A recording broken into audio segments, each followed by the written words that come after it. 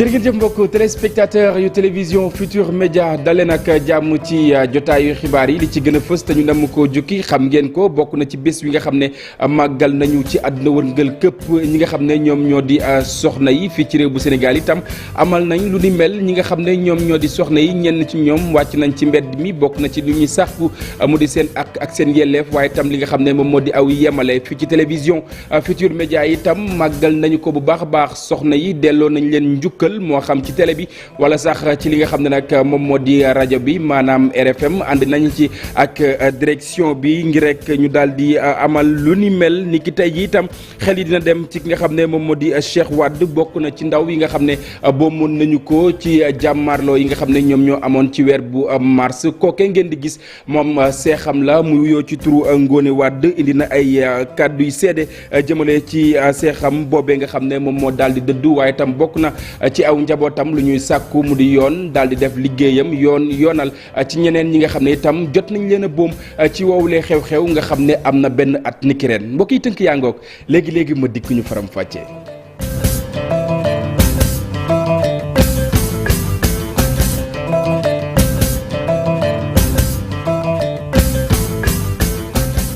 jërë ngeen jëf mbokk yi ñu nuyuwaat leen ci gën gi nuyu xibaar yi ñu door ko na nga xam ne nag noonu la ñu ko junjee woon bokk na ci bis ni ki tey yem ak juróom-ñaari fan ci weeru mars atum 2022 màggal nañu bu baax a baax ñi nga xam ne ñoom ñoo di soxna yi ci àdduna wërngal këpp rawatina fii ci réew bu Sénégal fii itam ci télévision Futur Média jox nañu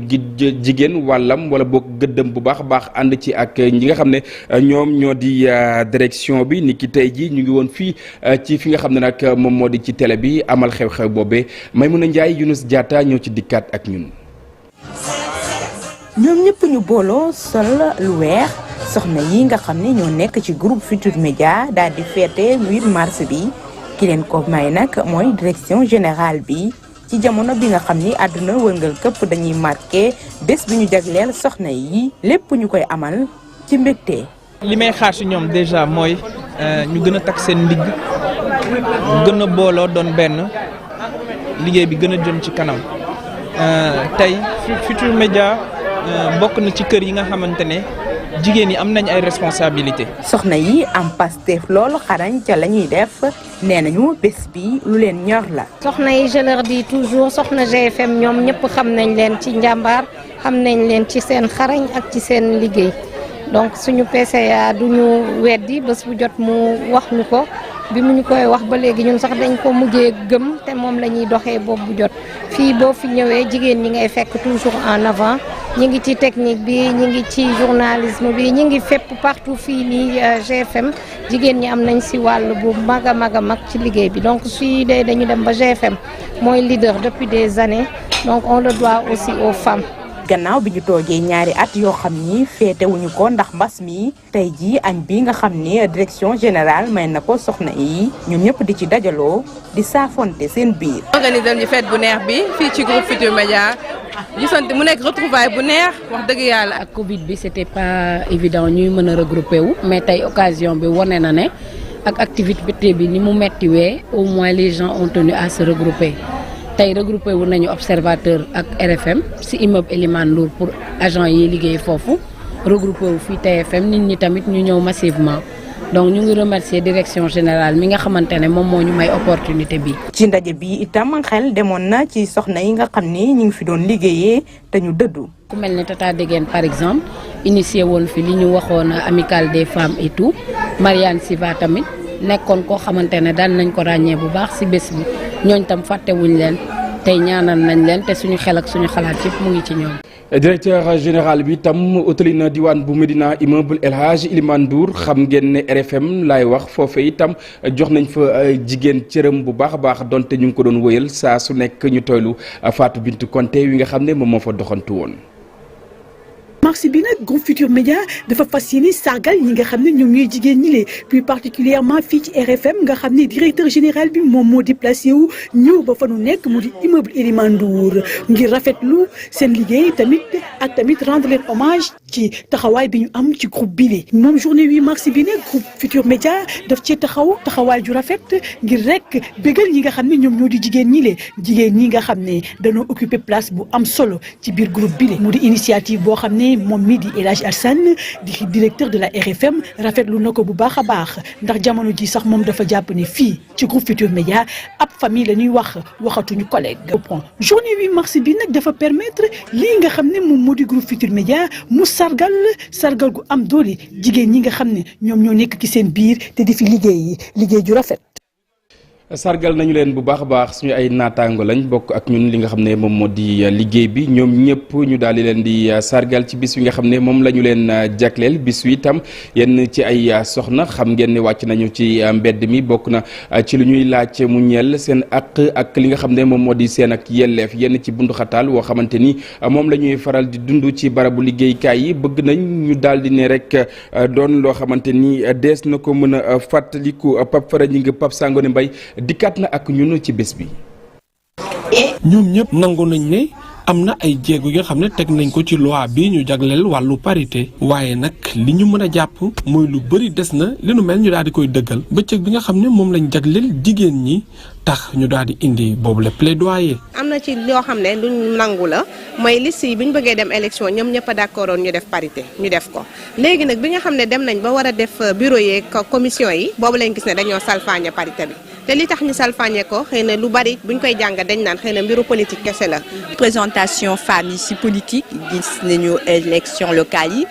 parité bi ñu ñuy respecté wuñu ko et donc loolu yëpp dinañ ci waxtaan. yeneen jafe-jafe yoo xam ne mën nañ ko nemmeeku jëm ci wàllu liggéey bi nga xam ne day am xaaj ak seen ci wàllu poste yi. ni même ñun ci université yi jigéen ñi léeg-léeg bu ñu amee compétence dañu leen di xeex ci biir. donc ba yenn poste responsabilité yi kenn du leen ko jox c'est faneen damay joxe exemple boobu parce que si la nekk mais yeneen liggéeyukaay yu bëri moo tax am na ñu ko jàngat ba wax plafond de verre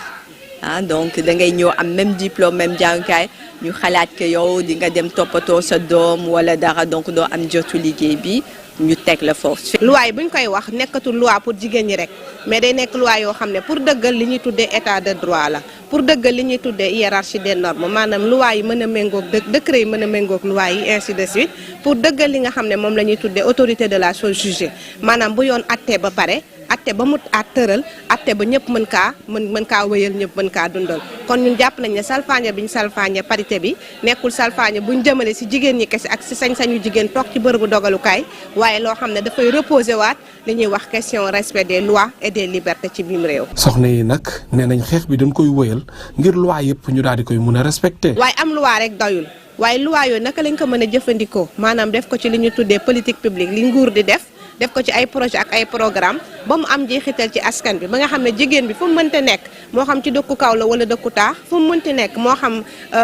condition wala situation sociale mu mën a yëg ni kat réew mi ma nekk amal na ma njariñ am naa loo xamante ne yëg naa ko ci wàllu sama sañ-sañ ak sama yelleef. bëccëg bi di 8 mars nekk na jamono joo xam ne ñii di jigéen ñi dañ coo profité teg ci table bi li nga xam ne moom moo nekk code de la famille naka noonu ab demande boo xam ne dañ koy wax ci wàllu coppite yi ñu war a indi ci li nga xam ne mooy congé de maternité. Pape moom Ndeye Ndiaye aw soxna la woo xamante ni bés wile neneen la ko dundee mu dund ko ci li nga xam ne moom moo di aw tiis bokk na ci ñi nga xam ne soxna yi ñi nga xam ne seen i ay magasin seen i ay barabu liggéeykaay dañoo lakk fa nga xam ne moom moo di ca diwaan bu Ndakaaru rawatina fa nga xam ne moom moo di salle de vente naka noonu itam bés wile doon na bés bu tiis ci moom ginnaaw aw waxtaan woo xamante ni seqoon na ko ak Habib Faye ak Diafara Ba ñu seetaan. bés bi du lu metti ci Ndeye Ndiaye nakari xol la amee gannaaw ba mu gisee barabu jëkkëram bi mu fi daan daanee dooleem lakk ba jeex fii ci salle de vente bu Ndakaaru tey mu ñëw ngir jàppale leen waaye itam di leen masawu rawatina jëkkëram gi ci ñàkk alal gu bare. waaw war na fi am 40 ans de mu nekk lu metti lu tiis loo xam ne ñu ngi koy ànd ñun ñëpp di leen ko naqarlu waaye nag heureusement sant yàlla bi nga xamante ne nii lakk gi si ñàkk matériel rek la yem kenn gaañuwu si bakkan waddu si. place bi bu njëkkaan ñi fi nekk ay jaaykatu meuble lañu woon tey lakk gi jeexal na ko bëri na lool la nga xamante nit perte nañu ci donte sax la indi jëye gi ba léegi xamaguñu ko. ndax li fi nekk fii boo ko seetee presque ëpp na 1000 personnes yu fiy xëy te ñëpp tamit dara ñorul leen lu dul seen njaboot ak seen kër rek bu amee tamit dañ ko inde mënuñu ko xayma ndax presque ñi fi doon xëy kenn ku nekk rek li nga fi am ak li nga fi ñàkk mënuñu xam nangami personne fii presque mënuñu ko xayma daal kenn ku nekk mën nga xam li nga fi ñàkk rek waaye mënuñu ko xayma millions yi ay milliards la ñuy wax. bisuk tey ñu jagleel ko jigéen ñi Ndeye Ndiaye gëtëm lépp ci alal gi njëkkëram ñàkk la ko teg ci lakk gi la ñuy sàkku ci autorité yi moo dik ak njàppandal. di sàkku rek ñu dolli leen dimbal rek luñ leen mën a jàppalee ñu jàppaleen leen ko rek ay borom kër lañu jamono ju metti na ak fi réew mi toll luñ leen mën a jàppalee daal ak nu mu gën a gaawee rek moo gën ndax ay borom kër lañu. juróom ñetti fan ci weeru mars gi di ab bés gu ñu jagleel jigéen ñi waaye mu di lu Ndeye Ndiaye dootul fàtte ba mukk ndax itam ci nakar tiis ak ub njaakare la koy paase. ginnaaw nakaaru ñu wutali ca bët gànnaar bu réew bu Sénégal foofee itam soxna yi màggal nañu ko bu baax a baax waaye itam bëgg nañ ñu bàyyi xel ñi nga xam ne ñoom ñoo féetee ci kaw gi Ousseynou Diop Habib Seck ci reportage. xale yi yëngu ci wàllu santé communautaire bokk ci kuréel gi ñu duppee Agora leen gën a yitteel jamono jile mooy ñi wan na loot di nekk ci dëkkaan yi am ay ambulance ngir ñu mën a faju te du ñu am benn jafe-jafe. am ambulance médicalisée pour dimbali jigéen ñi nga xam ne ci ay charrette la ñuy yéeg surtout bu ñu waree dem accoucher Ndar ndax dañuy am complication du ñu mën a accoucher ci poste de santé yi. ci Ndar rawatina ci université Gaston Berger bu Ndar jigéen ñi di waxtaan ci wàllu ménopause ñu jàpp ni jamono la boo xamante ni dafa métti lool ci jigéen ñi te kon dañ leen war a gën a taxawu rawatina bu ñu tolloo ci waxtu wu ni mel. ndax mu mën leen dimbale ci li ñuy tiit mais également mën leen yee ba pare digal leen ba nga xam ni bu jamono boobu ñëwee dinañ ko mën a dund te du yàq dara ci suñu liggéey ci suñu biir société. ci wàllug wérgu yaram boobee bokk na ci wàllug tàggat yaram ñoom jigéen ñi jàpp ni du mbir yi ay mbumbaay dong la war a doon waaye nag ngir jigéen ñi mën a soqaliku dañu war a di tàggat seeni yaram ngir feebar bañ leen a sonal. ni toujours docteur yi dañuy wax naan Saint-Louis diabétique bi fi la ëppee. parce que jigéen ñi dañuy lekk rek di tëdd looloo tax tey ñu initier loolu jël randonnée muy sunu premier programme ñu def ka ci ñi nga xamante nag ñoom ñooy liggéey ak jigéen ñi rawatina ci diwaan Ndar Géej ñoom seen i bopp rafetlu nañ bu baax a baax jigéen ñi nañu taxawee ci wàllu bérébu liggéeykaay yi. dañu amoon njukkal jigéen ñi parce que dañuy liggéey bu am solo boo dee xool cadre de vie université bi yëpp pratiquement 87% des agents de service ay jigéen nañu. Ndar Géej feetu 8 mars bi jigéen ñi amal ko ci ay activités yu bare ñoom nag la nga xamante ni moo leen gën a yitteel jamono jile mooy wàllu wér-gu-yaramu jigéen ñi.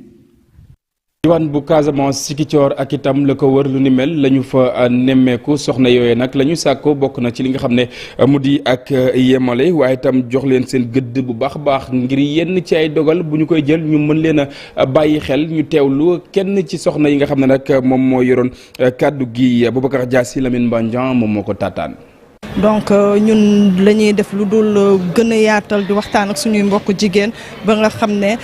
lépp li nga xam ne dafa war jigéen ak li nga xam ne dañ ko yelloo ñu revendiquer ko. par exemple leadership féminin dans le milieu professionnel soo gisee ñu tànn ko daanaka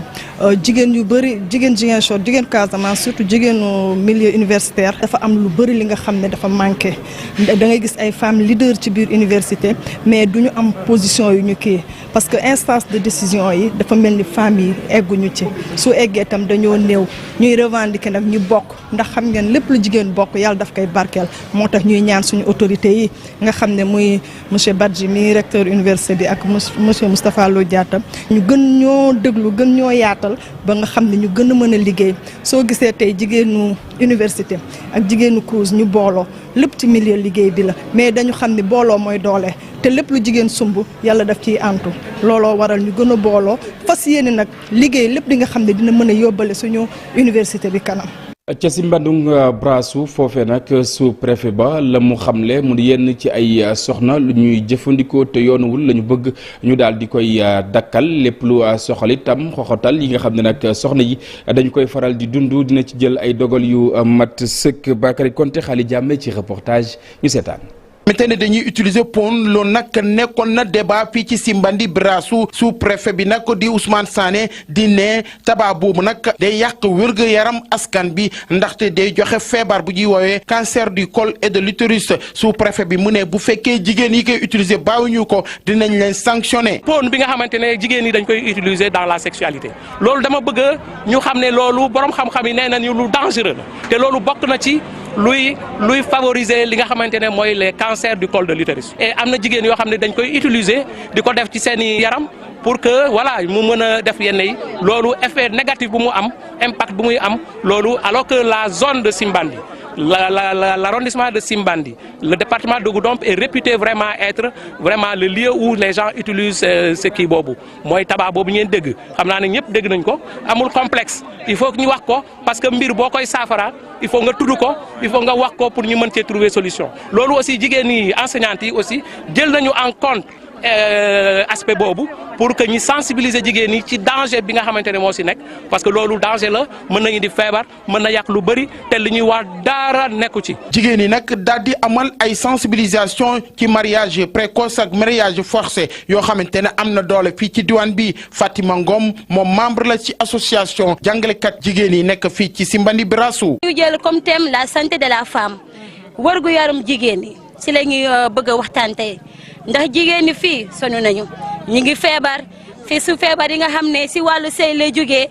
cancer de col de l'utérus mi ngi am fii ak yoo xam ne mënuñu ko wax IST yëpp mi ngi am fii moo tax tey ñu jël pour ñaaxaat jigéen ñi waxtaan ak ñoom pour wax leen seen wàllu wërgu yaram. bëri na loolu ay activités yoo xamante ne amal nañ ko ci journée 8 mars bi yu mel ni reboisement randonnée pédestre wante tamit benn conférence boo xamante ne war nañ ko amal ci la santé de la reproduction.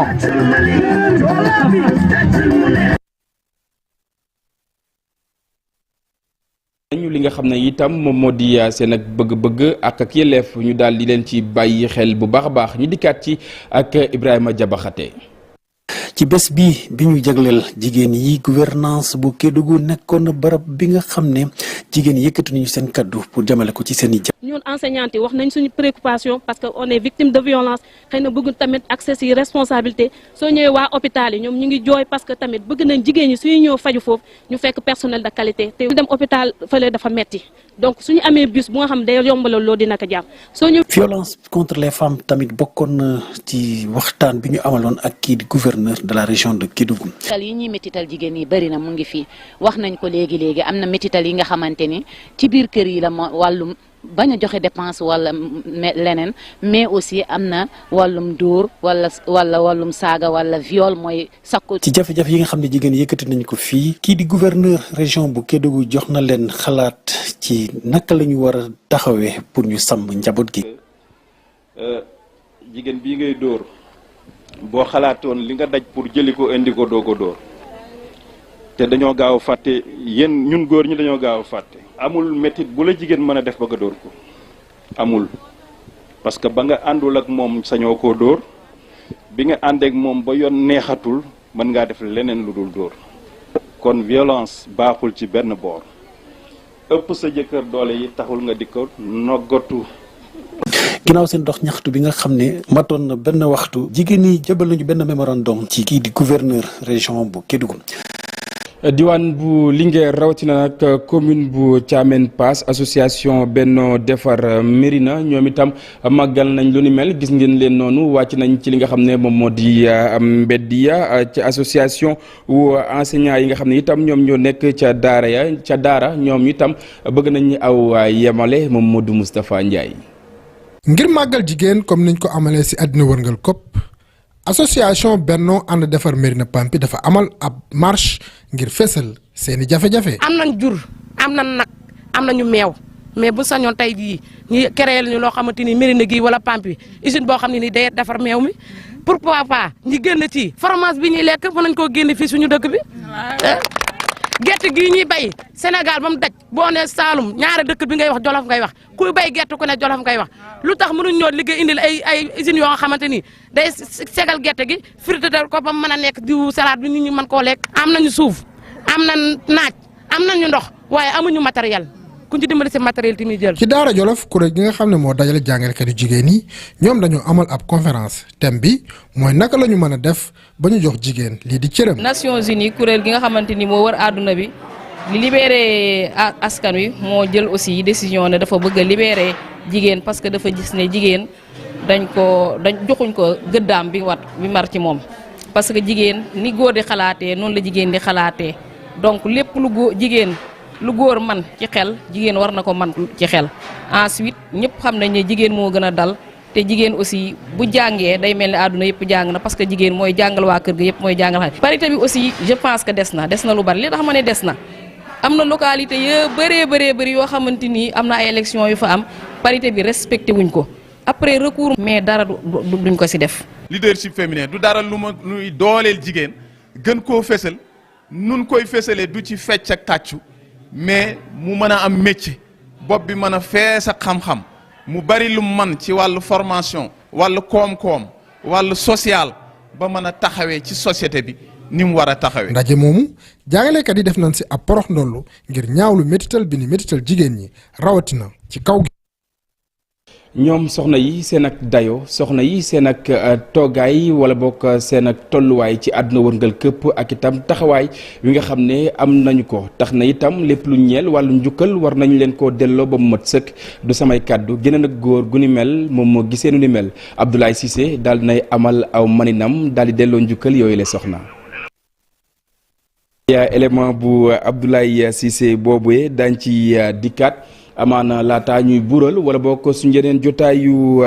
xibaar daañ leen ko digtal anam ma nga xam ne noonee la delloo njukkal ñi nga xam ne ñoom ñoo di soxna yi nekk ci àdduna wërngal këpp waaye jàpp leen ne njiit bu réseau des femmes élus locaux d'Afrique moom itam daal nay delloo njukkal soxna yi baax baax nekk itam maire bu Banjul ci bis wile daal nay lancé aw message jëmale ci ñi nga xam ne ñoom ñoo di soxna yi bokk na ñu gën a jaaju xam seen bopp bu baax a baax ñu teewlu ay kàddoom.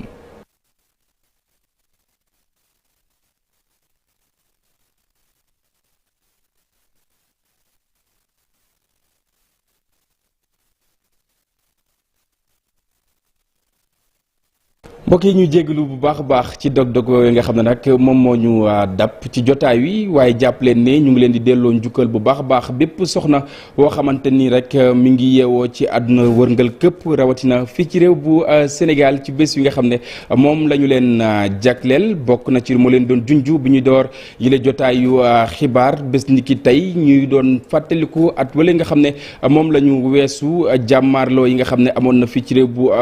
Sénégal coowal Ousmane Sonko Adji Sarr bokkoon na itam ci li nga xam ne moom moo ko sabab tax na ñu faatoon genn góor wuyoo ci turu Cheikh Wade waaye jàpp leen ne boobaak léegi yoonal amaluñu ko ci tax na njabootam di sàkku ñu daal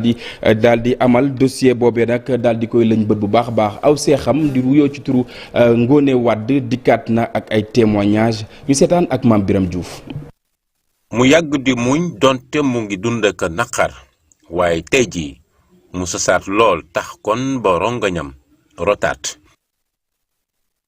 Ngone Wade di seex ci Cheikh Wade mi ñu faat ci événement yi amoon ci weeru mars atum 2021. buy fàttaliku seexam bi di Cheikh Wade moom Ngone xelam di demaat ci lu bari. nekk na moment boo xam difficile na trop ci ñun. dama keneen loo xam ni ba mu amee ba léegi. taxawuñ ci état deful liggéeyam.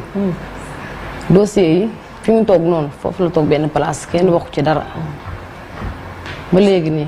imagine tey nga jël bakkan boo xam tey fi nga ko jëlee tey kenn xamul tey ñun ban njëriñ lañu amaloon amoon lu ñu njëriñ baax a baax sax parce que soutien de famille la bàyyi na yaayam bàyyi na ay sœuram bàyyi na ay frère am ci biir ko bàyyi na man mi cheikh am rawatina man mi sax absolument du des gannaaw di laaj ñu amal lu leer ci mbir mi justice moom lay laaj ci fukk ak ñett doomu aadama yi nga xam ni kon faatu woon nañ ñeel dossier Adji Sarr Ousmane Sonko ci xew-xew yooyee nga xam ni kon seexam boobee di Cheikh Wade si la ñàkk bakkanam doon dossier goo xam ni boobu ba léegi xamaguñu fan la mujjee. Cheikh Wade wuy ji boroomam waaye it bàyyi ci gannaawam njaboot goo xam ni gi ba tey mu ngi ci tiis. jërëjëf Mame Birame li ñu dippee li nga xam ne moom moo di données personnelles nees mën a def ba gën koo jag-jagalaat waaye itam bàyyi xel bu baax a baax ndax itam samba boy yi wala def katu ñaawteef yi duñu ci mën dara tax na itam ñi nga xam ne ñoom la ñu dénk wàll wi ànd ci ak gouvernement bu Sénégal jaarale ko ci jëwriñ ji nga xam ne moom lañ dénk wàllu économie numérique ak itam télécommunication jamono yi nag nas nañu pexe xool ana nees mën a def ba rek daal di koy gën a ñoŋal moom Awa Ndiaye di njiit la daal nay addu ci wàll wi ngir rek daal di xool nees mën a def loolee dañ leen ko digtal ci xibaar yi ci kàllaamay français lépp luy sexol itam njeexital yi nga xam ne itam guerre wa nga xam ne moom moo am ca Ukraine mu nees naa am fii ci réew bu Sénégal xool itam nees mën a def ba rek daal di ci indi ay saafara bokk na ci loo xamante ni moom Seydou Diouf di sàkku ci gouvernement bi mu jël ay dogal comme itam ni mu ko defee woon ci li nga xam ne moom moo di coronavirus ci jamono yi nga xam ne moom la gënoon a takkarnaasi fii ci réew bu Sénégal ñu jaare fi mbokk yi bural jotaay wi dig daje ak rédaction bu télévision Futur Média léegi di ngeen am xibaar yi ci kàllaamay tubaab lu mooy loolee tam ma jox leen daje ni ki ëllëg à partir de 6h30 ci seen émission info du matin mu ñeel revue de titre jaa ngeen jëf mbokk yi ñu fanaan jàmm